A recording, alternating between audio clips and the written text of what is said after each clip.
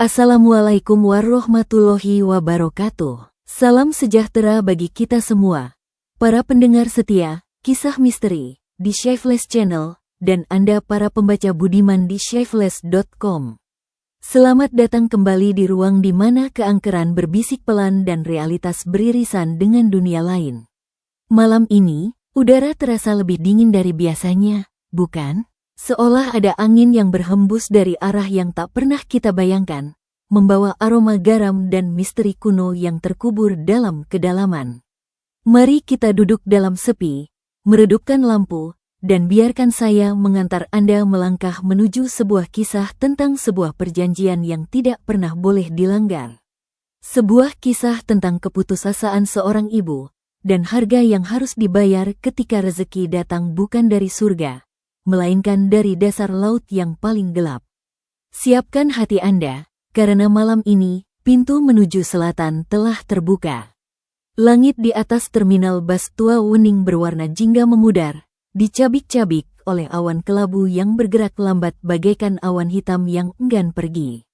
Angin sore bertiup membawa debu dan bau bensin basi yang menyapu pelataran hampir kosong itu. Di ujung bangku kayu yang sudah lapuk dimakan usia, duduklah Mbok Sarmi. Seorang perempuan paruh baya dengan wajah yang terpahat kelelahan, tas kain lusuh tergeletak di pangkuannya. Keputusasaan terasa seperti batu besar yang menyumbat tenggorokannya. Tagihan sekolah Dedi, anak semata wayangnya, menumpuk seperti gunung yang tak kunjung hancur. Sewa warung yang nyaris bangkrut hanya mampu bertahan hidup sehari-hari, dan rasa lelah setelah bertahun-tahun berjuang sendirian mulai menggerogoti tulang-tulangnya yang rapuh.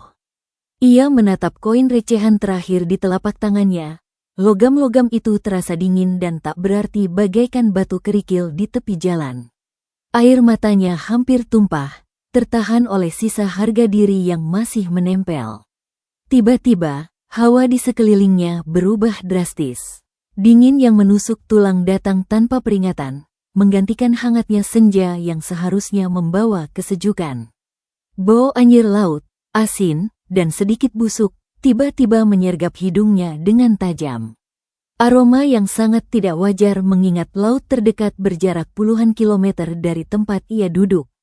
Dari balik tiang terminal yang berkarat, seorang perempuan muncul bagaikan bayangan yang terlepas dari malam.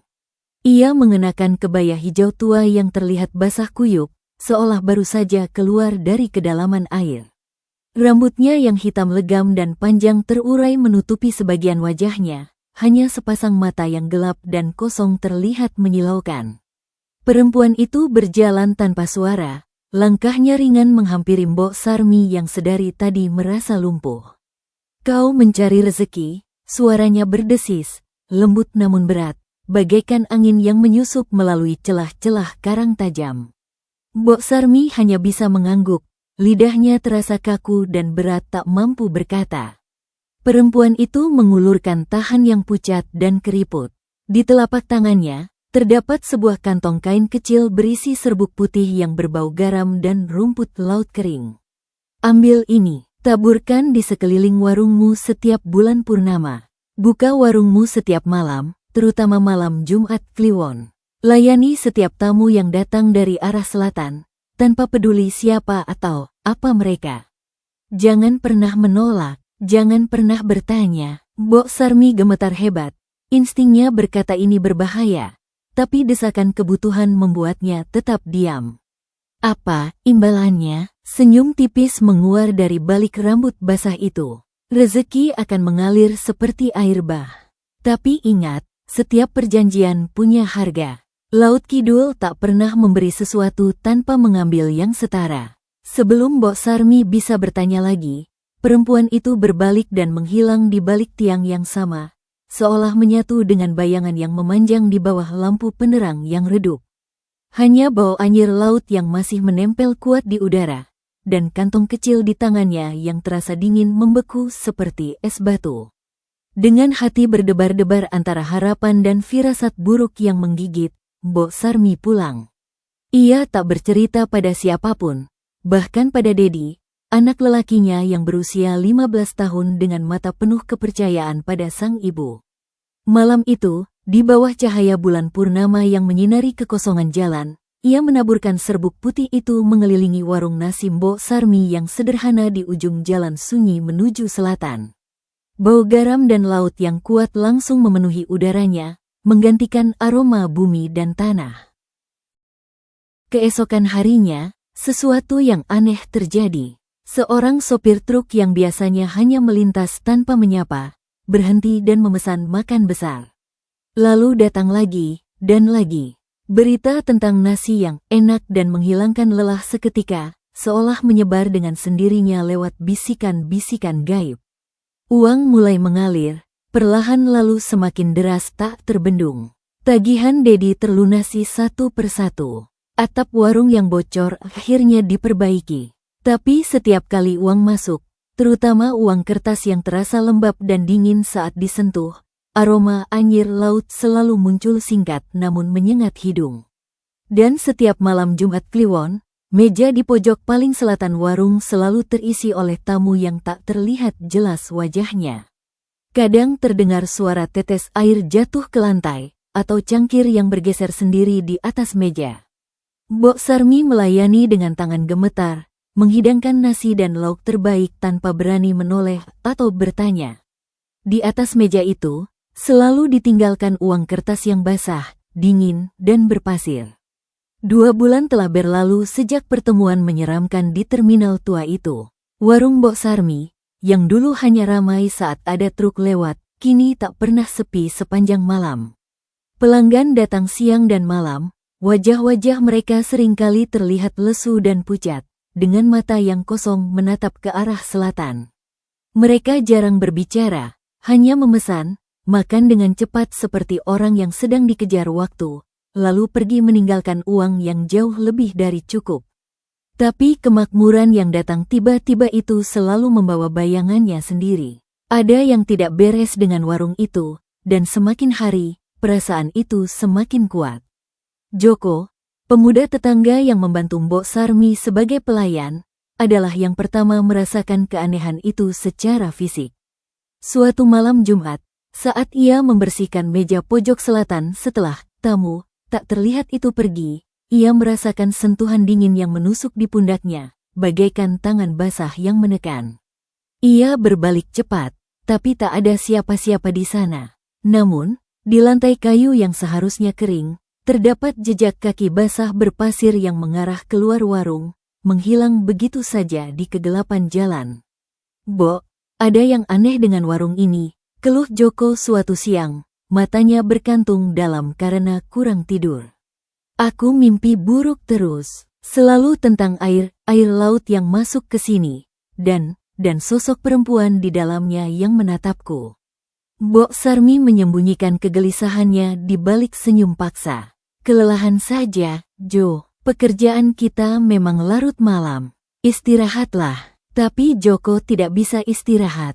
Ia mulai sering melamun di saat bekerja, menatap kosong ke arah selatan, dan terkadang berbicara sendiri dengan bahasa yang tidak dimengerti, bahasa yang terdengar seperti gemericik ombak dan desau angin laut yang kencang. Suatu pagi, Joko tidak datang bekerja. Saat didatangi ke rumahnya, kamarnya kosong. Hanya bau laut yang sangat kuat dan jejak pasir basah di lantai kamarnya yang bersih. Joko menghilang tanpa jejak, seperti ditelan bumi. Kejadian serupa mulai menimpa pegawai lainnya. Seorang tukang masak, Pak Slamet, mengaku sering melihat siluet tinggi berkebaya hijau berdiri diam di pojok dapur setiap menjelang maghrib. Suatu malam, ia berteriak histeris tanpa sebab jelas, mengaku tangannya ditarik oleh sesuatu yang dingin dan licin dari dalam saluran air pembuangan. Ia mengundurkan diri keesokan harinya, wajahnya pucat seperti mayat yang baru diangkat dari kuburan. Namun, puncak kengerian terjadi ketika tubuh Marto, pengganti Joko, ditemukan. Bukan di warung, bukan pula di jalan raya. Tubuhnya ditemukan tergeletak di tepi pantai Laut Kidul, puluhan kilometer jauhnya dari warung. Yang membuat bulu kuduk semua orang berdiri, meski ditemukan jauh dari air. Tubuh Marto basah kuyup dan dipenuhi pasir laut halus yang menyumbat setiap lubang di tubuhnya, mulut, hidung, telinga, bahkan pori-pori kulitnya. Ekspresi wajahnya membeku dalam teror murni, matanya membelalak seolah telah melihat neraka yang terbuka lewat di depan matanya. Berita kematian Marto mengguncang seluruh daerah itu. Polisi kebingungan, tidak ada bukti pembunuhan, tidak ada motif, dan lokasi penemuan jenazah yang tak masuk akal. Hanya pasir laut di dalam tubuh yang menjadi teka-teki yang tak terpecahkan. Mbok Sarmi, yang mendengar kabar itu, jatuh pingsan di tengah warung. Ia tahu, ini adalah peringatan. Harga yang dibicarakan perempuan berkebaya hijau itu mulai ditagih, dan tagihannya mahal. Ketakutan mencapai puncaknya ketika Dedi, buah hati yang ia cintai, mulai menunjukkan gejala aneh. Anak itu yang biasanya sehat dan ceria, mulai sering demam tinggi tanpa sebab medis yang jelas. Dokter bilang Dedi sehat-sehat saja, namun dalam kenyataannya, tubuh Dedi terasa panas bagai bara. Di tengah demamnya, Dedi sering mengigau, berteriak-teriak meminta dia pergi. Jangan dekat-dekat, rambutnya panjang sekali dan basah. Dia menatap aku, Bu. Mbok Sarmi duduk di samping ranjang Dedi yang berkeringat dingin, hatinya remuk melihat penderitaan anaknya. Di tengah malam yang sunyi, saat Dedi tertidur gelisah, Mbok Sarmi mendengar bisikan halus. Suara perempuan, sama seperti di terminal dulu, tetapi sekarang suaranya seolah datang dari dalam sumur di belakang warung, atau mungkin dari bawah tanah yang berlubang. Satu nyawa sudah, tapi belum cukup. Laut masih haus. Mbok Sarmi menangis dalam diam, menutup mulutnya agar Dedi tidak terbangun. Ia telah membuka pintu untuk sesuatu yang jauh lebih mengerikan dari sekadar hantu tempat angker. Ia telah membuka jalur perjamuan, seperti yang akhirnya ia sadari dari kata-kata yang tak terucap. Warungnya bukan lagi sekadar tempat makan, tetapi sebuah titik persimpangan, sebuah gerbang yang dibayar dengan pesugihan, untuk memuaskan dahaga makhluk-makhluk dari Laut Kidul. Dan sekarang, mereka tidak puas dengan pegawai atau orang luar. Mereka mengincar nyawa yang paling ia cintai, Dedi. Dengan rasa putus asa yang mendalam dan menyesakkan dada, Mbok Sarmi tahu ia tidak bisa menghadapi ini sendirian. Ia butuh pertolongan, seseorang yang memahami dunia gelap yang telah ia masuki dengan ketidaktahuan bodohnya. Esok harinya, dengan sisa uang, berkah, yang terasa kotor dan berdosa di genggamannya, ia pergi mencari Ki Ageng, seorang ahli spiritual tua yang konon pernah berurusan dengan hal-hal dari arah selatan. Perjalanan ke rumah Ki Ageng yang terletak di kaki gunung terasa seperti perjalanan terakhir menuju pengadilan bagi dirinya sendiri. Setiap langkahnya diiringi bisikan angin yang berbau asin dan suara gemericik air yang seolah mengikutinya dari parit-parit di pinggir jalan, mengingatkan bahwa ia sedang diawasi. Rumah Ki Ageng bersembunyi di balik semak-semak bambu yang rapat dan lebat. Udara di sekitarnya sejuk namun berat, berbau kemenyan dan daun-daun kering yang terbakar. Mbok Sarmi, dengan jantung berdebar kencang dan dada sesak, mengetuk pintu kayu yang sudah lapuk dimakan waktu. Seorang lelaki tua kurus dengan mata tajam seperti elang membuka pintu. Ia memandangi Mbok Sarmi dari ujung kepala sampai kaki, lalu mendesah panjang, seolah sudah mengetahui segalanya hanya dengan mencium aromanya. Sudah kuduga kau akan datang. Suara Ki Ageng parau namun penuh wibawa yang membuat orang lain tunduk. Aroma laut selatan sudah melekat kuat di dirimu. Dan kutukan itu seperti kabut hitam yang tebal di sekelilingmu. Kau sudah terlalu jauh, Mbok Sarmi. Di dalam ruangan yang sempit dan dipenuhi buku-buku tua serta benda-benda pusaka, Mbok Sarmi menceritakan segalanya dengan terbata-bata. Ia menceritakan pertemuan di terminal, pesugihan, kemakmuran yang datang tiba-tiba, hingga kematian Marto dan penyakit aneh Dedi. Tangisnya tidak lagi bisa dibendung, membasahi lantai kayu rumah Ki Ageng. Ki Ageng mendengarkan dengan tenang, wajahnya berkerut dalam-dalam menyimak setiap kata. Setelah Mbok Sarmi selesai, ia mengeluarkan sekantong garam kasar dari balik jubahnya dan menaburkannya membentuk lingkaran di sekitar tempat duduk mereka. Bau anyir laut yang selalu membayangi Mbok Sarmi seolah menjauh sedikit, terdorong oleh kekuatan garam suci itu. Kau telah membuat perjanjian dengan Nyai Roro Kidul, atau salah satu dayang-dayangnya, kata Ki Ageng perlahan, matanya menatap tajam. Pesugihan Laut Kidul adalah yang paling berbahaya. Mereka memberimu kekayaan dunia, tetapi sebagai gantinya, kau harus menyediakan perjamuan, sebuah tempat persinggahan dan persembahan bagi mereka dan pengikutnya yang tersesat di antara dunia. Warungmu sekarang adalah gerbang. Meja di pojok selatan itu adalah kursi kehormatan bagi mereka.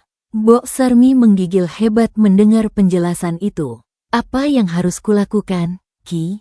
Tolong selamatkan anakku, apapun harganya. Ki Ageng memandangnya dengan kasihan yang bercampur ketegasan.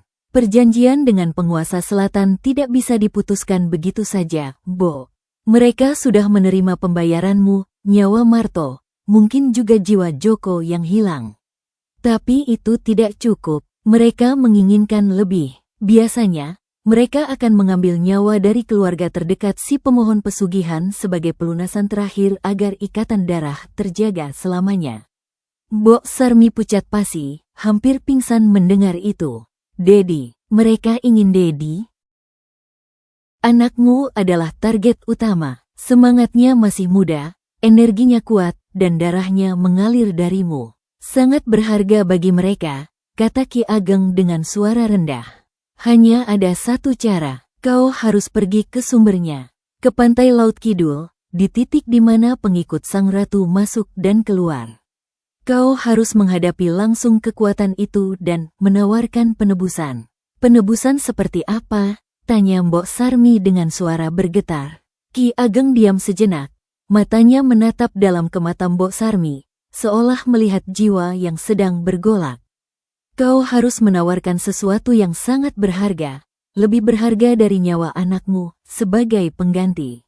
Sesuatu yang akan memuaskan dahaga mereka sehingga mereka melepaskan cengkeraman pada keluargamu.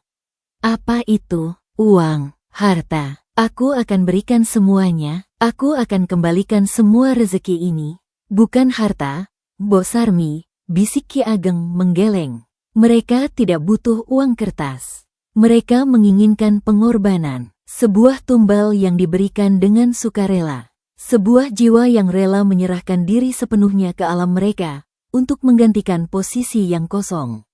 Pesan itu menggantung berat di udara yang dingin. Mbok Sarmi memahami apa maksud lelaki tua itu. Darahnya seolah berhenti mengalir sesaat. Ia memandangi tangannya sendiri. Tangan yang bekerja keras membesarkan Dedi, tangan yang menerima uang pesugihan, tangan yang kini membawa malapetaka bagi orang-orang di sekitarnya. Apakah ada cara lain? Tanyanya dengan suara hampir tak terdengar, harapan yang tipis. Ki Ageng menggeleng pelan, tatapannya sayu. Kekuatan selatan sudah terlalu dalam mencengkeram hidupmu. Jika kau lari, mereka akan mengejarmu dan mengambil Dedi paksa.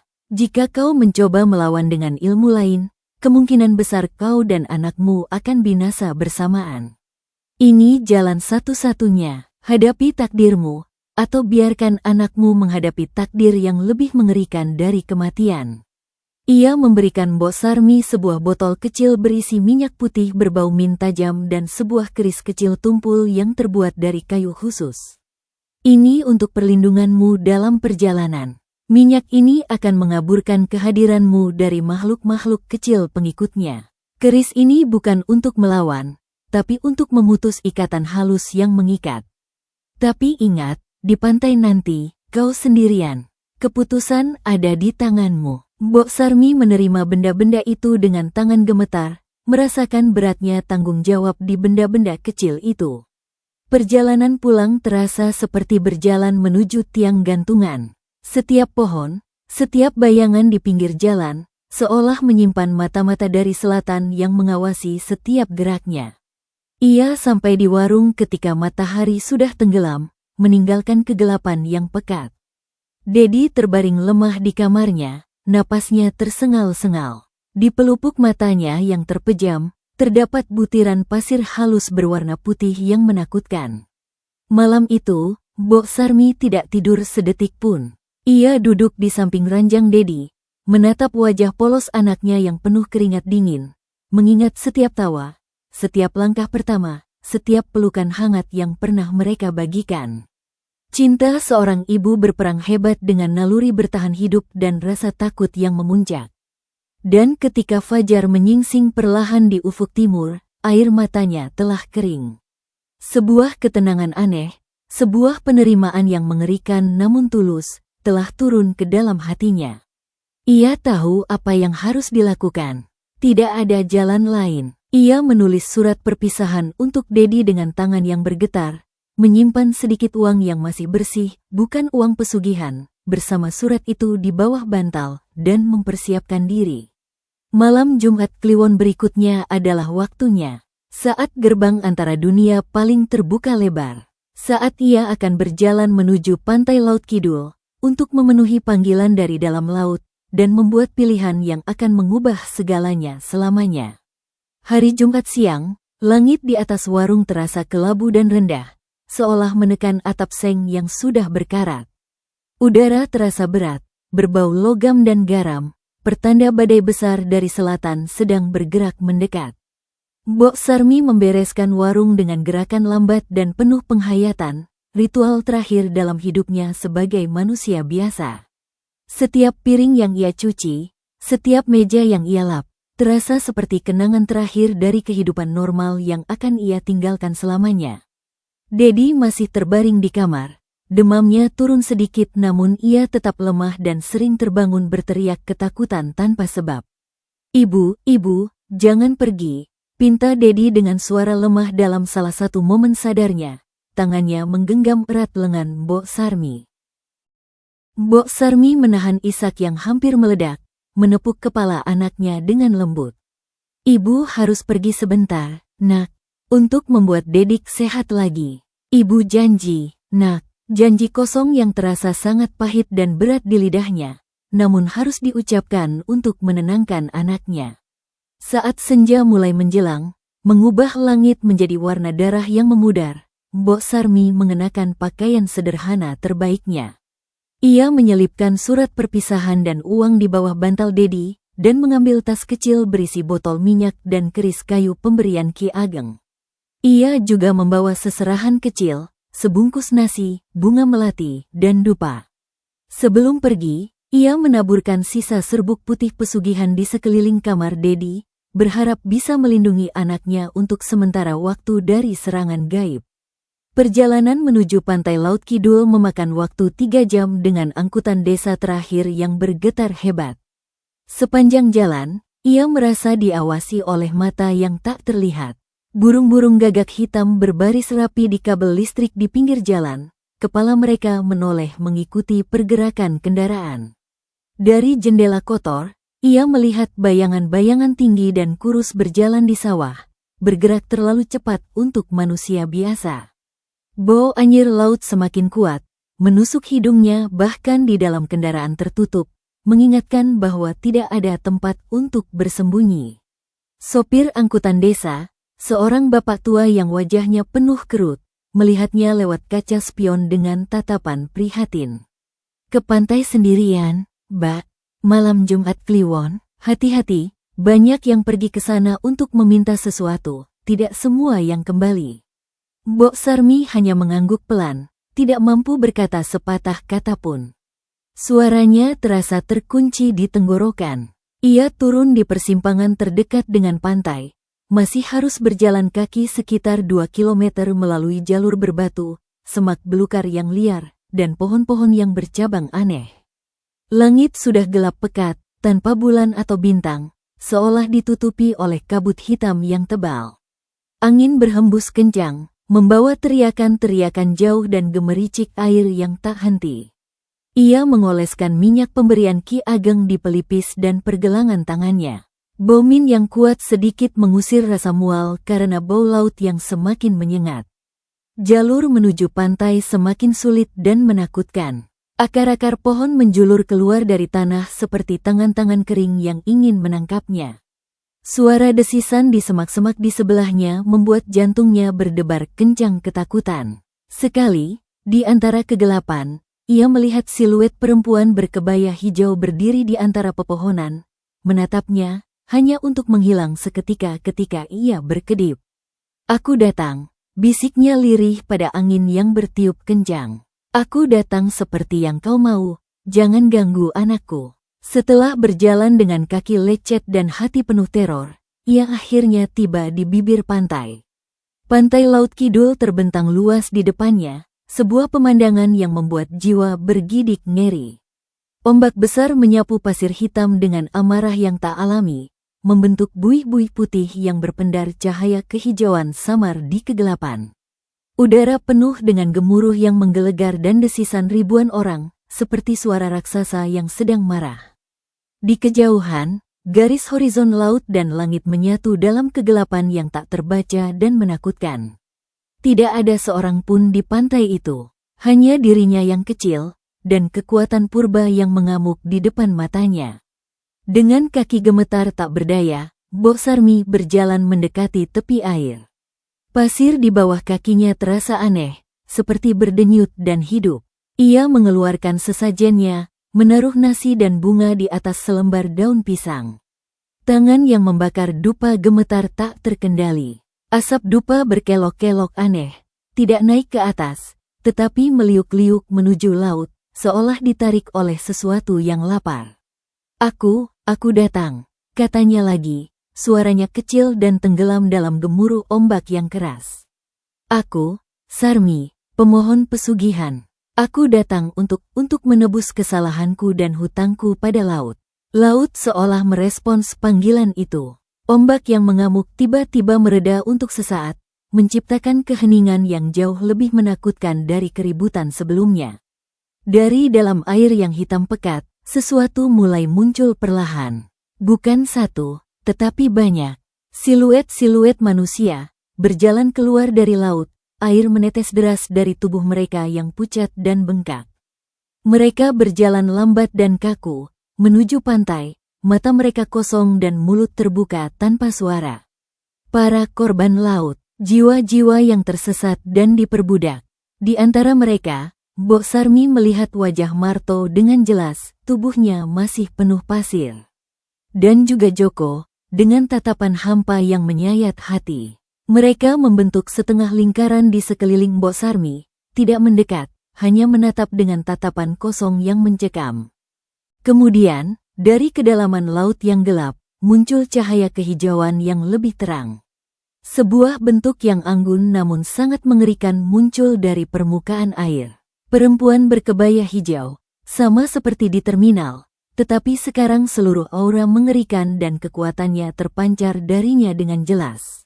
Rambutnya yang panjang seperti alga laut bergerak sendiri di angin yang tidak ada. Wajahnya cantik namun dingin seperti es, mata tanpa pupil memancarkan cahaya hijau pucat yang menembus kegelapan.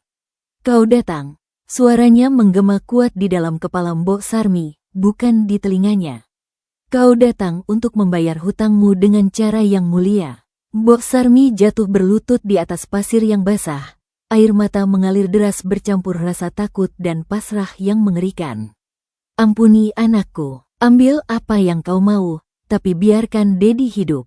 Ia tidak tahu apa-apa tentang perjanjian ini. Sang penguasa selatan melayang mendekat, kakinya tidak menyentuh air maupun pasir, melayang rendah di udara. Bau laut dan kematian menyertainya yang sangat kuat. Kami telah memberimu kekayaan melimpah. Kami telah menerima persembahanmu, tapi rasa lapar kami tak pernah padam, Mbok Sarmi. Laut selalu haus, selalu lapar. Dan sekarang, ia menginginkan jiwa yang terikat darah denganmu. Jiwa muda yang penuh kehidupan untuk melengkapi perjamuan kami. Tidak, tolong, jangan ambil dia, teriak Mbok Sarmi dengan suara serak. Ada alternatif, bisik suara itu, mendesis seperti angin kencang melalui celah karang. Seperti yang diketahui lelaki tua itu, sebuah pengorbanan sukarela, sebuah jiwa yang dengan ikhlas menyerahkan diri ke dalam pelukan laut selamanya, tanpa paksaan. Sebuah tumbal yang akan memuaskan kami untuk sementara waktu. Mbok Sarmi menarik napas dalam-dalam, memasukkan udara dingin yang menusuk ke paru-parunya. Inilah saatnya. Keputusan yang telah ia persiapkan dalam hati sejak meninggalkan rumah. Ia memandangi laut yang gelap dan gelap, lalu menutup matanya, membayangkan wajah Dedi yang tersenyum sehat dan bahagia di masa depan. "Aku," katanya, suaranya tiba-tiba mantap meski tubuhnya menggigil hebat. "Ambil aku, lepaskan anakku, putuskan semua ikatan dengannya. Biarkan ia hidup bebas seperti manusia normal." Cahaya hijau dari mata sang penguasa berkedip penuh minat. "Kau rela meninggalkan duniamu, rela menjadi bagian dari kami selamanya, rela mengabadi dalam dingin dan gelap lautan kami yang tanpa dasar."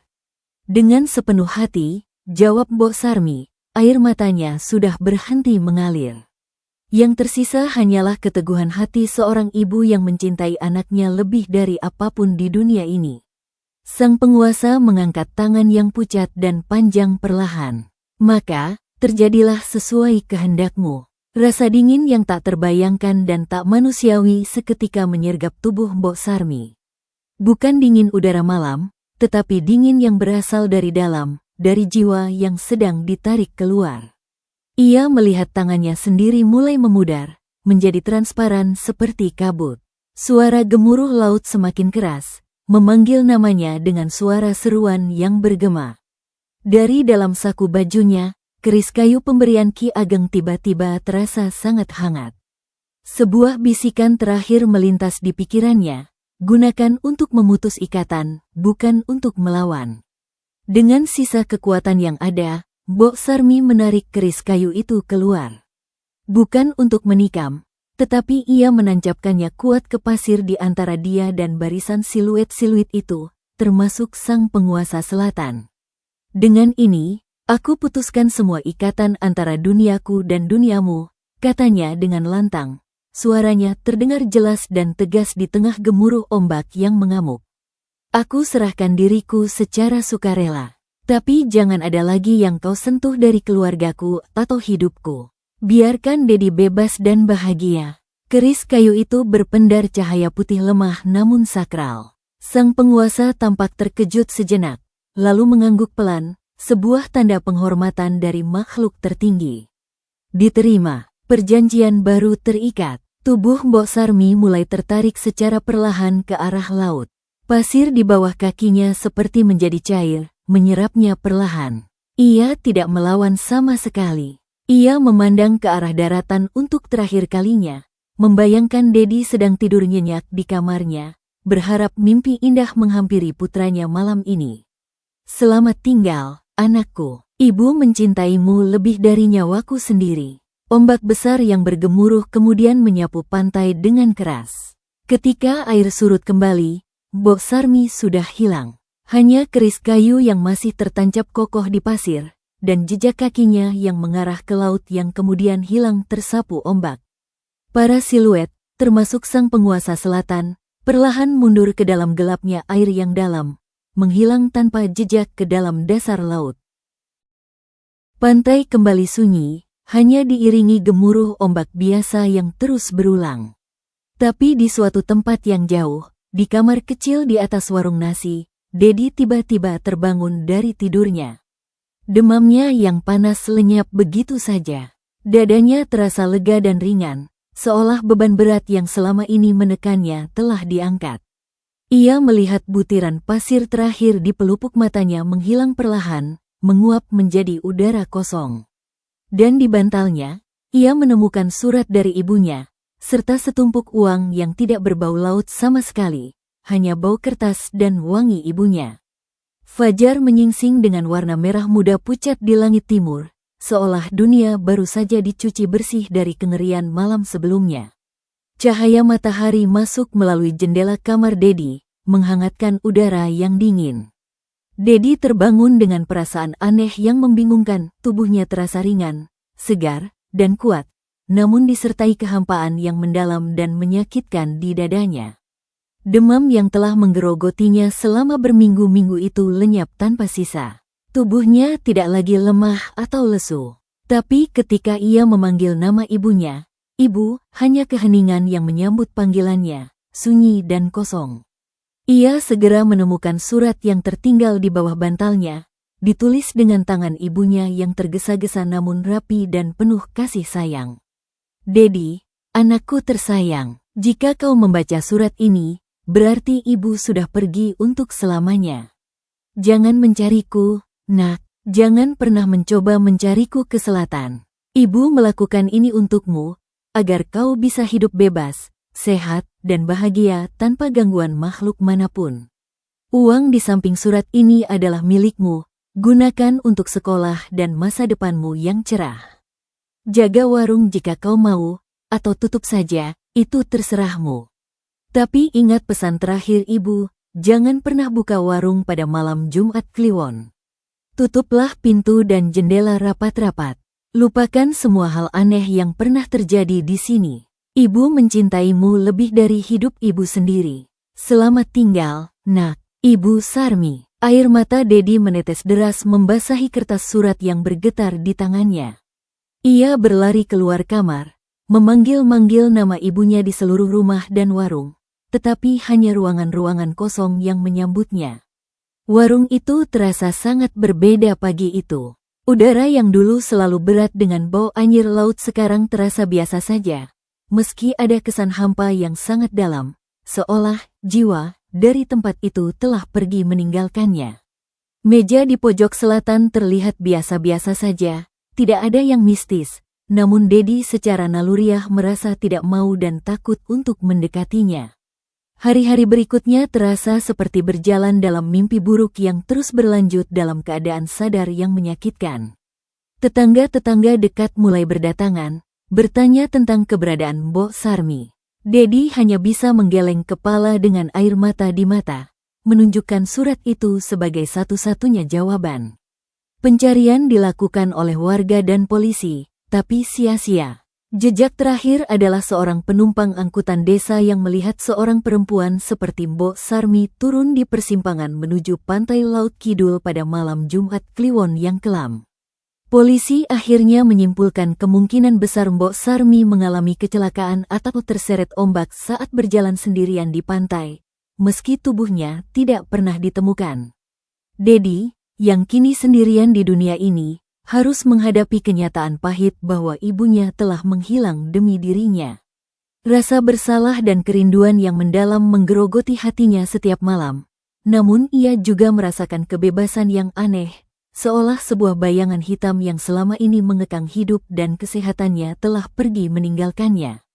Ia memutuskan untuk tetap membuka warung, bukan karena ketamakan atau uang, tetapi karena ini adalah satu-satunya hubungan fisik yang tersisa dengan ibunya. Tempat di mana ibunya menghabiskan sisa hidupnya berjuang. Tapi ia sangat patuh pada pesan dalam surat. Setiap malam Jumat Kliwon, warung ditutup lebih awal, sebelum maghrib. Pintu dan jendela dikunci rapat dengan kayu penutup, dan Dedi akan menghabiskan malam itu di kamarnya dengan lampu menyala terang. Kadang mendengar suara-suara aneh dari luar, langkah kaki basah di teras, ketukan-ketukan halus di jendela, bisikan-bisikan angin, tapi ia tidak pernah berani membuka atau membalasnya. Tanpa perjamuan, malam Jumat, pelanggan-pelanggan aneh yang dulu datang dengan mata kosong tidak lagi muncul.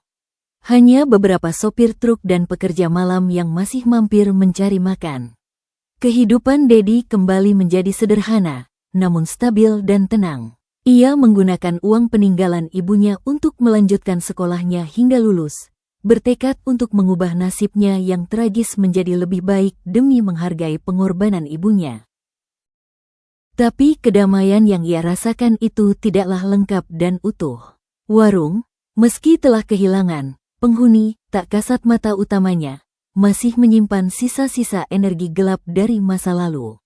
Kadang-kadang, di tengah malam hari biasa, Dedi terbangun karena mendengar suara piring bergemerincing di ruang warung yang seharusnya kosong dan sunyi, padahal tidak ada angin sama sekali. Kadang ia mencium bau anyir laut yang sangat singkat, lalu hilang secepat itu muncul.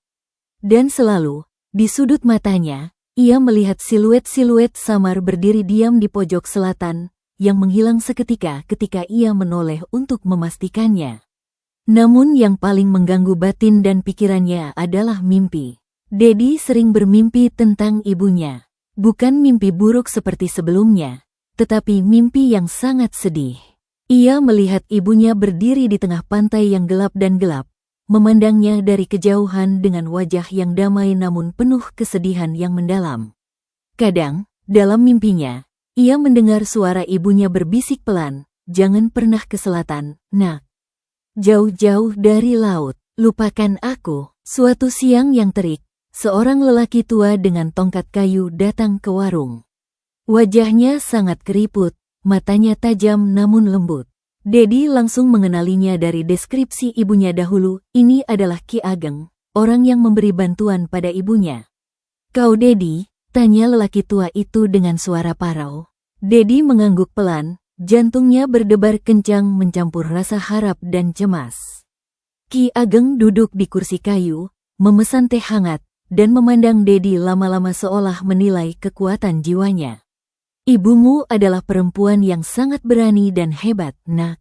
Ia menyelamatkanmu dengan pengorbanan yang paling mahal." Apa yang sebenarnya terjadi, Ki?" tanya Dedi dengan suara bergetar menahan tangis. Ki Ageng menghela napas panjang. "Ibumu terlibat dalam sesuatu yang sangat gelap, nak. Pesugihan Laut Kidul. Ia melakukan itu demi kamu, demi masa depanmu, tapi bayarannya adalah nyawa. Ketika bayaran itu mengincarmu karena perjanjian awal yang tidak seimbang, ia menawarkan dirinya sebagai ganti secara sukarela." Dedi menunduk kepalanya dalam-dalam, air matanya menitik deras ke meja kayu. "Jadi, ibu sudah tidak mati seperti yang kau pikirkan secara fisik," kata Ki Ageng pelan menenangkan. "Tapi ia menjadi bagian dari mereka sekarang, terikat secara spiritual dengan dunia lain di bawah laut. Itu sebabnya kau masih merasakan kehadirannya kadang-kadang. Dan itu sebabnya kau harus tetap waspada dan kuat." "Apa yang harus kulakukan, Ki?" "Aku rindu ibu. Hidup, nak. Hidup dengan baik dan sukses. Itu yang diinginkan ibumu, dan itu adalah cara terbaik menghormati pengorbanannya. Tapi ingat, ikatan darah tidak mudah putus hanya dengan satu pengorbanan.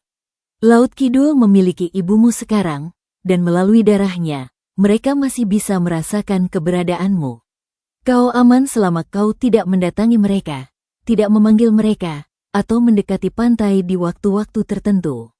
Tapi jika kau sekali saja melangkah ke pantai selatan pada malam tertentu, mereka akan menganggap itu sebagai perjanjian baru yang ditawarkan."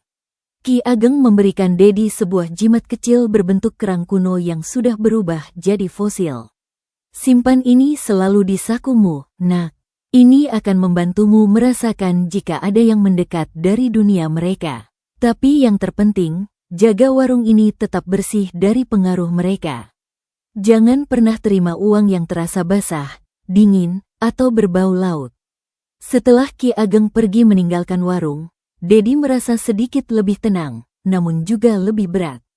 Pengetahuan tentang pengorbanan ibunya membuatnya merasa berhutang budi yang tak terbayar. Ia bertekad untuk tidak menyia-nyiakan pengorbanan ibunya dengan hidup yang sia-sia. Bulan-bulan berlalu begitu saja. Dedi tumbuh menjadi pemuda yang pendiam, dewasa, dan serius. Warung tetap bertahan hidup, meski tidak semakmur dan seaneh dulu. Kehidupan berjalan normal dan damai, sampai suatu hari yang tak terduga, seorang perempuan muda cantik dengan mata yang sangat dalam dan misterius datang ke warung. Ia mengenakan kebaya modern yang elegan, rambutnya diikat rapi. Namun, sesuatu tentangnya membuat Dedi merasa tidak nyaman dan waspada. Mungkin caranya memandang ke arah pojok selatan terlalu lama dengan penuh minat. Atau mungkin, aroma samar-samar laut yang ia bawa bersamanya yang sangat familiar. Perempuan itu memperkenalkan diri sebagai Maya, seorang peneliti budaya yang tertarik dengan cerita-cerita mistik dan sejarah pantai selatan. Ia bertanya tentang sejarah warung, tentang legenda di sekitar daerah ini dengan sangat antusias. Dedi menjawab seperlunya dengan hati-hati dan waspada. Saat Maya akan pergi meninggalkan warung, ia meletakkan selembar uang untuk membayar makanannya di atas meja. Saat Dedi menyentuh uang itu, ia terkejut. Uang kertas itu terasa dingin dan lembab, persis seperti uang-uang yang ditinggalkan tamu gaib di masa lalu. Dedi membeku seketika. Ia melihat Maya tersenyum tipis, Senyum yang tiba-tiba terasa tidak ramah dan penuh tekanan. Kau mirip dengan ibumu, bisik Maya pelan sebelum berbalik pergi. Sangat mirip, nak, dan Dedi tahu, kedamaian yang ia rasakan selama ini mungkin hanya sementara dan palsu. Bayangan dari selatan belum benar-benar pergi. Dan sekarang, sesuatu atau seseorang telah datang kembali mencarinya. Demikianlah sebagian perjalanan hidup Mbok Sarmi yang bermula dari sebuah terminal bus sunyi, di mana keputusasaan membawanya bertemu dengan perempuan misterius berkebaya hijau. Perjanjian kelam itu mengubah hidupnya menjadi makmur dalam semalam, namun juga mengoyak jiwanya ketika orang-orang di sekitarnya mulai menghilang satu persatu dengan tanda-tanda yang mengerikan. Saat nyawa putranya tercinta, Dedi, menjadi taruhan akhir dari pesugihan tersebut, Mbok Sarmi dengan cinta yang tak terbatas memilih jalan terberat. Ia menyerahkan dirinya kepada gelapnya malam di pantai Laut Kidul untuk menggantikan posisi Dedi sebagai tumbal. Kini, tumpuan cerita berpindah kepada Dedi yang harus tumbuh dewasa membawa rahasia pedih itu seorang diri. Ia mencoba menjalani hidup normal, namun bayang-bayang masa lalu dan aroma anyir laut tak pernah benar-benar pergi dari warung peninggalan ibunya. Kehadiran sosok baru yang misterius bernama Maya mulai mengusik ketenangannya, membawa pertanyaan-pertanyaan mencekam yang mengancam akan membuka kembali pintu teror yang sudah lama dikunci. Apakah Maya benar-benar tulus ingin membantu, atau justru jebakan baru yang jauh lebih berbahaya mengintai di kegelapan? Ikuti terus kisah seram dan penuh teka-teki ini di bagian kedua yang akan segera hadir. Terima kasih yang sebesar-besarnya kepada para pendengar setia kisah misteri di Shyflash Channel serta para pembaca di shyflash.com yang sudah menyimak hingga akhir. Jangan lupa berikan dukungan kalian dengan menekan tombol like, menulis komentar, dan melakukan share agar teman-teman kalian juga ikut merasakan ketegangannya. Sampai jumpa di kelanjutan cerita menegangkan ini. Wassalamualaikum warahmatullahi wabarakatuh.